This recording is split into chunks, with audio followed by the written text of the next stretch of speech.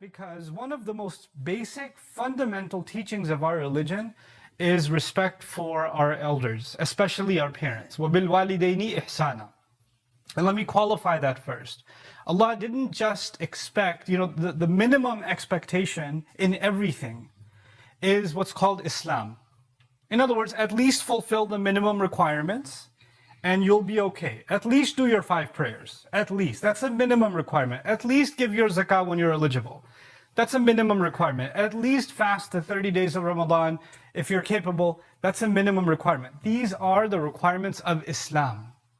If you're capable of performing Hajj like so many are, may Allah accept it from them, that's a minimum requirement for those who are capable. But then if you can do your very, very best, like not the minimum, not the passing grade, but the very, very best, the A and the A+, that's called ihsan. That's not Islam, that is ihsan. But Allah, when it came to worshipping Him, He gave us a minimum standard of Islam. A minimum standard. And if you could do better, then good for you. But when it came to dealing with our parents, He set the minimum standard as ihsan. وَقَضَى رَبُّكَ أَلَّا تَعْبُدُوا إِلَّا إِيَّهُ. That's the minimum. Don't do shirk with Him. Don't worship anyone except Allah. That's the very least you can do with Allah. وَبِالْوَالِدَيْنِ إِحْسَانًا. يعني على الأقل إحسان. At the very least, you have to do your best. There is no other requirement in this religion in which Allah makes you and me, expects from us our very best as the minimum you can do. Except with our parents.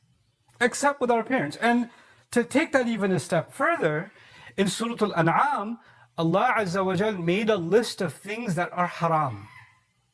Now this is something that's mind-boggling. It's a list of things. أَتْلُ مَا حَرَّمَ عَلَيْكُمْ رَبُّكُمْ عَلَيْكُمْ. Like, the Prophet is told, recite to them a list of things that Allah has made, your master has made haram on you. Forbidden things.